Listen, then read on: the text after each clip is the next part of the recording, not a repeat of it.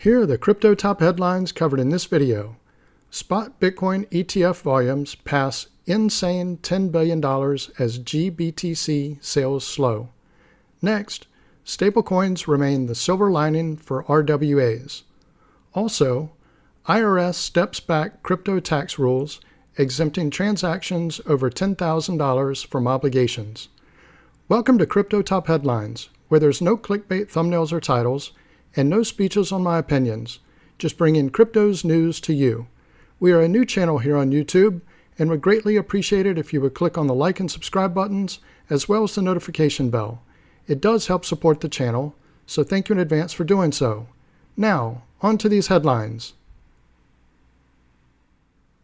Our first top headline, Spot Bitcoin ETF volumes pass insane $10 billion as GBT sales slow.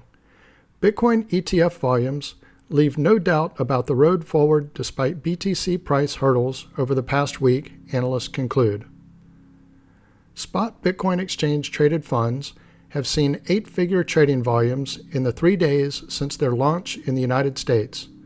Data from Bloomberg intelligence analyst James Seifert, uploaded to X, shows that as of January 16th, spot ETF volumes have passed $10 billion. Spot Bitcoin ETFs smash ETF norms. Bitcoin's newest ETFs have caused controversy since their January 11th debut, with frenetic trading activity having little tangible impact on BTC price growth. While some are wary as a result, fellow Bloomberg analyst Eric Balchanis argues that the raw figures speak for themselves. Let me put it into context how insane $10 billion in volume is in first 3 days. He commented on Seifert's post. There were 500 ETFs launched in 2023.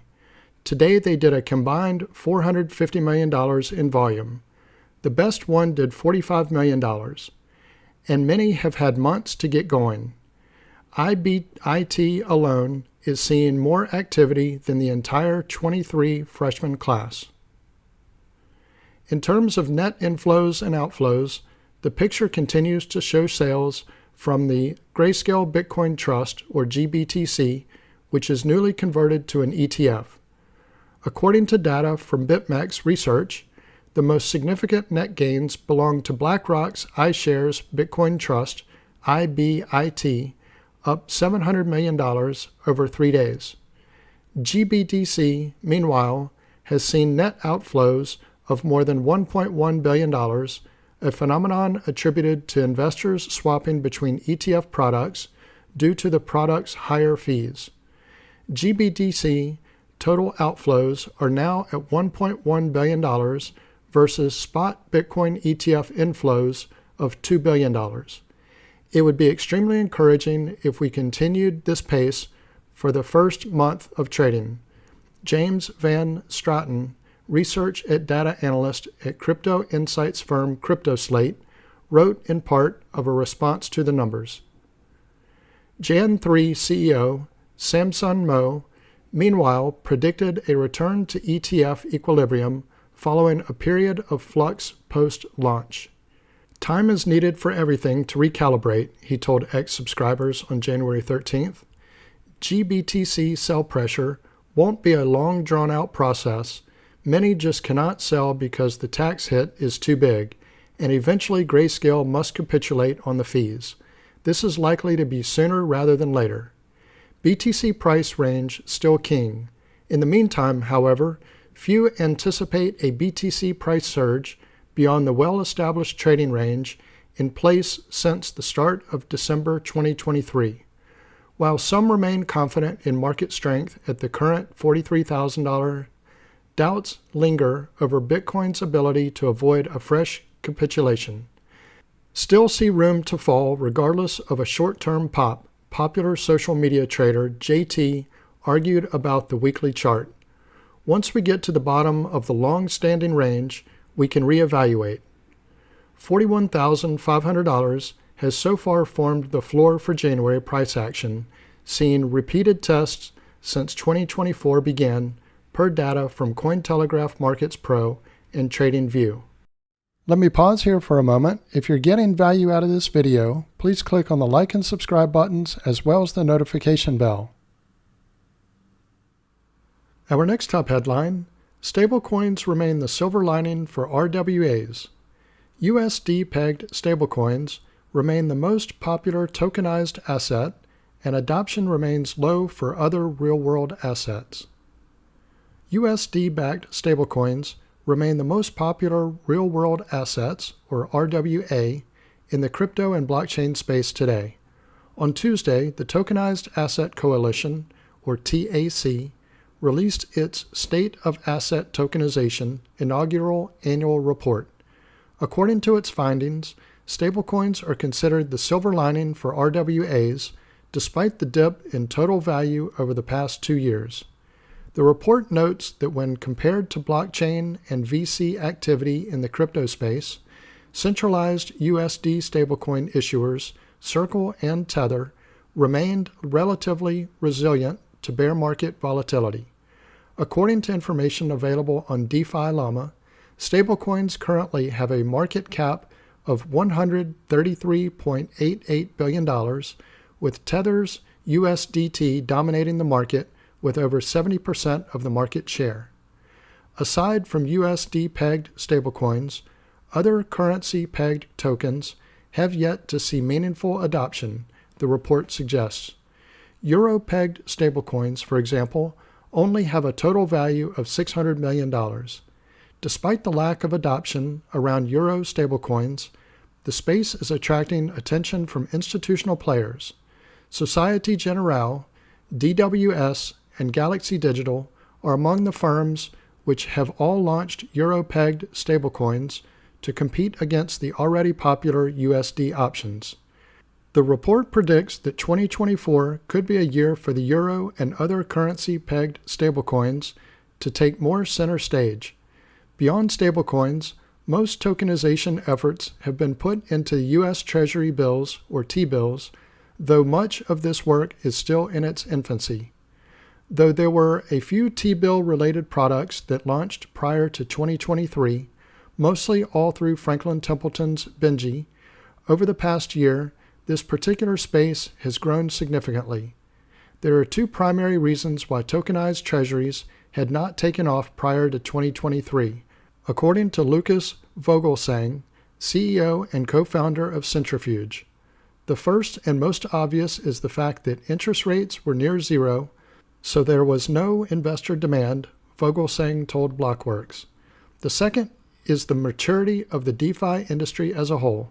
We're now seeing more maturity from DAOs and DeFi protocols in how they should effectively manage their treasury, he said. Once interest rates go down again, investors will likely begin looking for alternative asset classes, he added. Over 20 companies now that offer tokenized U.S. Treasury-related products per data aggregator RWA.xyz,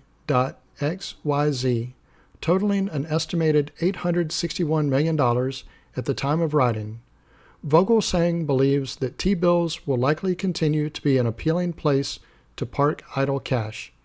Right now, with interest rates where they are, there's less motivation for people to invest elsewhere because they're earning strong returns with an essentially risk-free investment, Vogelsang said. While T-bills may be investors' first entry point into RWAs, they tend to diversify into other assets, he added. We expect this trend to continue throughout 2024 and beyond, he said.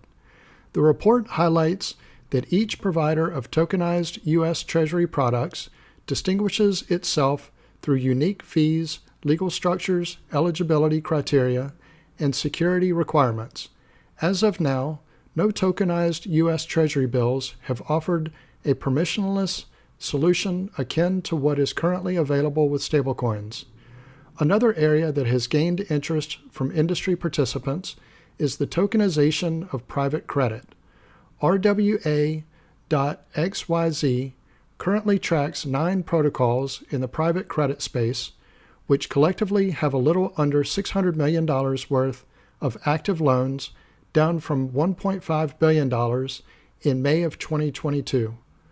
Colin Cunningham, TAC chair, writes in the report that although there has been significant interest in asset tokenization this past year, the volume has all gone down. He notes that in order to bring on-chain and off-chain worlds closer together, there must be better blockchain infrastructure. Although we're not there yet, the overall ecosystem of investors, infrastructure, and offerings are beginning to approach a critical mass to enable institutional adoption in the coming years, Cunningham wrote. Vogelsang shares the sentiment, noting that regulatory considerations must also be addressed in order to achieve mainstream adoption across different industries. We're seeing significant movement in the APAC region, he said, citing a mindset of innovation and regulatory direction. Europe is also seeing progress on the regulatory front, but the U.S. lags. Though still the financial capital of the world, the U.S. needs to catch up on the regulatory side, otherwise we'll continue to fall behind, he said. Our next top headline, IRS steps back crypto tax rules, exempting transactions over $10,000 from obligations. The U.S. Internal Revenue Service didn't state when it intends to issue new regulations detailing how U.S. businesses must report cryptocurrency transactions. United States businesses won't yet need to report cryptocurrency transactions above $10,000 to the Internal Revenue Service, or IRS, until the tax agency releases a regulatory framework. The decision follows a revision of the Infrastructure Investment and Jobs Act by the U.S. Treasury Department and the IRS, according to a January 16th announcement from the IRS. On January 1st, a law requiring all U.S. businesses to report cryptocurrency transactions over $10,000 came into effect, but the tax regulator has stepped back from enforcing the rule for the time being. At this time, digital assets are not required to be included when determining whether cash received in a single transaction or two or more related transactions meets the reporting threshold. The new rules were poorly received by crypto users. Coin Center Executive Director Jerry Brito noted that many would find it difficult to comply with the reporting requirements without further guidance from the IRS. He speculated that filers would attempt to comply with the law, but risked being found guilty of a felony. The IIJ Act requires taxpayers to report receiving more than $10,000 cash within 15 days of the transaction. Digital assets were considered cash under Section 60501 of the Act, but it won't impact U.S. cryptocurrency users for now. The IRS said it and the Treasury intend to issue proposed regulations concerning digital asset reporting, but didn't specify when they would be introduced.